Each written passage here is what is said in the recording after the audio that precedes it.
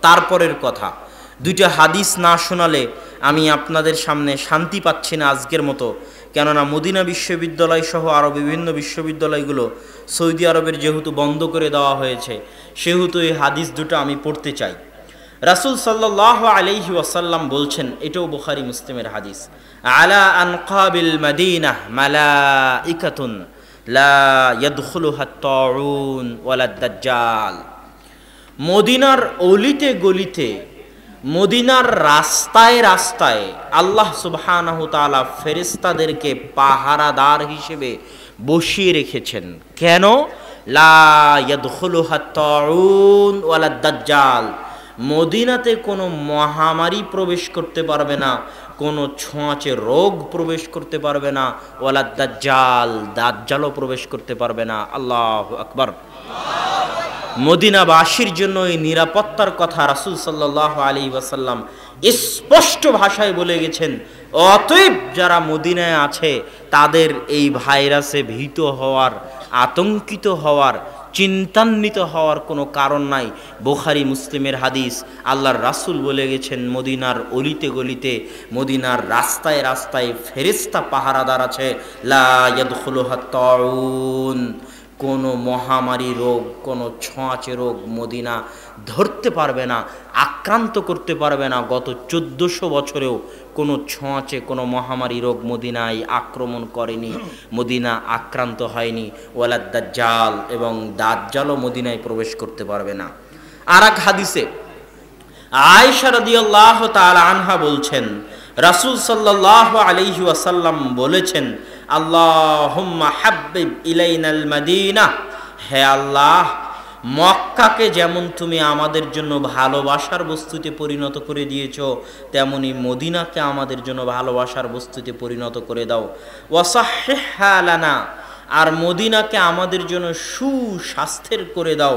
ওয়া বারিক লানা ফি সাইহা ওয়া মুদ্দিহা, মদিনার খাবার দাবার, মদিনার পাত্রে, পান পাত্রে, খাবার পাত্রে তুমি বরকত দান করো। ওয়ানকুল হুম্মাহা ফাজআলহা ফি জুহফা, আর মদিনায় যে রোগ ব্যাধি আছে, ছোঁয়াচে মহামারী রোগ আছে, তাকে তুমি মদিনা থেকে তুলে নিয়ে গিয়ে অন্য জায়গায় দিয়ে দাও, এবং মদিনাকে এই ছোঁয়াচে মহামারী রোগ থেকে মুক্ত করে দাও। রাসূল সাল্লাল্লাহু আলাইহি ওয়াসাল্লামের এই দোয়াকে আল্লাহ সুবহানাহু ওয়া তাআলা কবুল করে নিয়েছেন। আল্লাহু আকবার।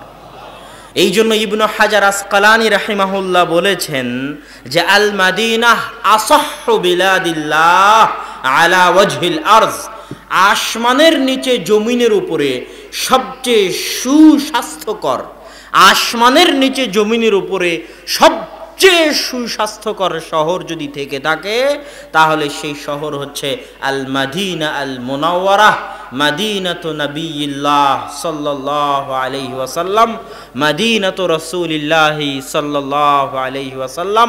আসমানের নিচে জমিনের উপরে সবচেয়ে সুস্বাস্থ্যকর শহর হচ্ছে মদিনা, আসমানের নিচে জমিনের উপরে সবচেয়ে সুস্বাস্থ্যকর শহর হচ্ছে মদিনা, যেখানে দাজ্জালও প্রবেশ করবে না, মহামারীও প্রবেশ করবে না, করোনা ভাইরাসও প্রবেশ করবে না। রাসূল সাল্লাল্লাহু আলাইহি ওয়াসাল্লাম বলেছেন।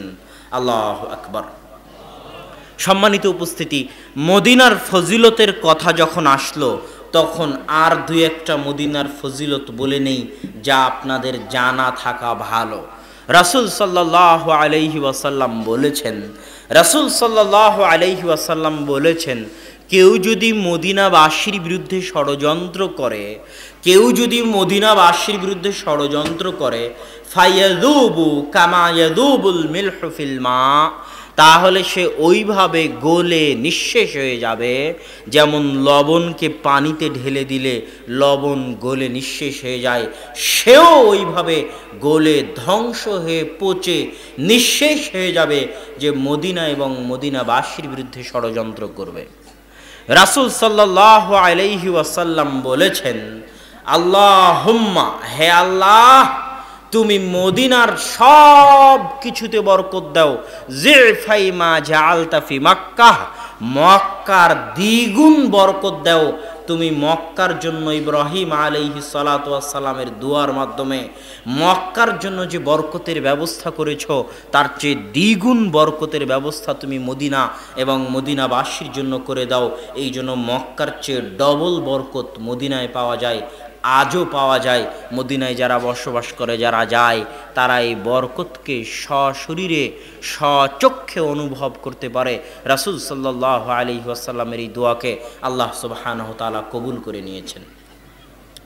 রাসূল সাল্লাল্লাহু আলাইহি ওয়াসাল্লাম মদিনার জন্য বলেছেন, মদিনাবাসীর জন্য বলেছেন যে কিয়ামতের পূর্ব মুহূর্তে মদিনাতে সালাসা রাজাফাত, মদিনাতে তিনটা ভূমিকম্প হবে।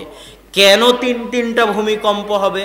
মদিনা হচ্ছে কালকির, মদিনা হচ্ছে হাঁপড়ের মতো। হাঁপড় বুঝেন?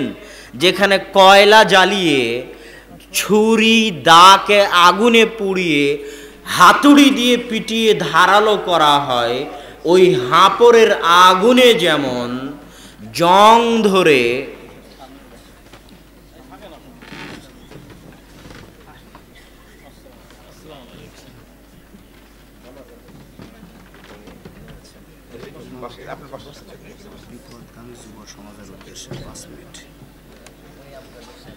ওই হাঁপড়ের আগুনে জংওয়ালা কোনো লোহা, কোনো ছুরি ধরলে যেমন তাতে জং থাকে না, মদিনা তেমন হাঁপড়ের মতো মদিনায় যারা আসে তাদের মধ্যে যারা পাপিষ্ঠ, পাপাচারী, ফাসিক থাকে, মদিনা তাদেরকে মদিনা থেকে বের করে দেয়, তাদের জায়গা মদিনায় হয় না।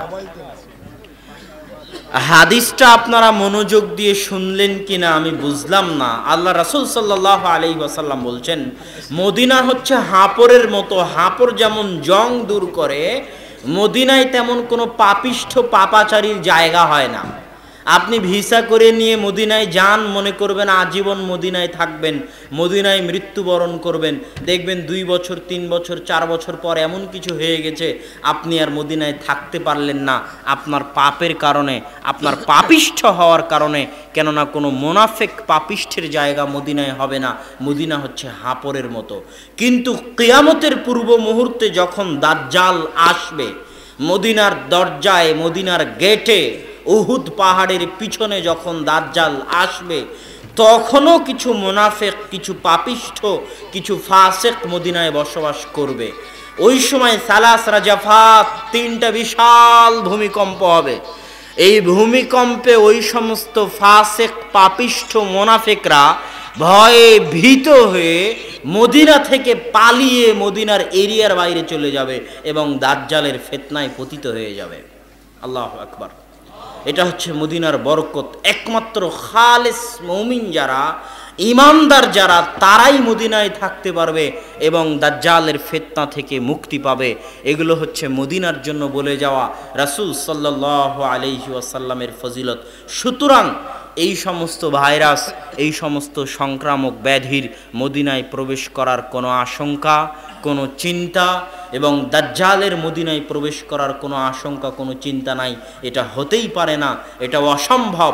সুতরাং যারা মদিনায় আছে, মদিনায় যারা যাবে, তারা এই সমস্ত সংক্রামক ব্যাধি থেকে, দাজ্জালের ফিতনা থেকে, এই সমস্ত বালা মুসিবত থেকে নিরাপদে আল্লাহ সুবহানাহু ওয়া তাআলা আমাদেরকেও এই জাতীয় সংক্রামক ব্যাধি, এই জাতীয় বিপদ আপদে থেকে দূরে থাকার, মুক্ত থাকার তৌফিক দান করুক। আল্লাহুম্মা আমিন।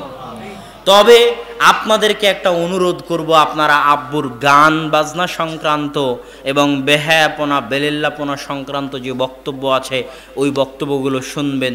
যদি আব্বু আজকে ওই বিষয়ে কথা বলে, তাহলেও দেখতে পাবেন যে ওই বিষয়গুলোর মধ্যে বলা আছে যে এমন রোগে, এমন ব্যাধিতে মানুষ আক্রান্ত হবে যেটা অতীতে কোনো দিন ছিল না। এই ব্যাধিতে আক্রান্ত হওয়ার কারণই হচ্ছে সমাজে প্রচলিত বেহায়াপনা, সমাজে প্রচলিত বেলেল্লাপনা, সমাজে প্রচলিত গান বাজনা, সমাজে প্রচলিত নাটক, সিনেমা। এই জাতীয় ব্যাধি পৃথিবীতে আসার এবং আক্রান্ত হওয়ার সবচেয়ে বড় কারণ হচ্ছে এই জাতীয় বেহায়াপনা এবং বেলেল্লাপনা, যার কোনো ওষুধ থাকবে না। এটা রাসূল সাল্লাল্লাহু আলাইহি ওয়াসাল্লাম বলে গেছেন। সুতরাং আমাদের সকলের উচিত আল্লাহ সুবহানাহু তাআলাকে ভয় করে, আল্লাহ সুবহানাহু তাআলার ভয়ে ভীত হয়ে সুস্বাস্থ্যকর ইসলামিক জীবনযাপন করা এবং ইসলাম পবিত্রতা এবং পরিচ্ছন্নতার জন্য যা যা বলে গেছে, যার কয়েকটা আমি বললাম যতদূর আমার মনে পড়ল।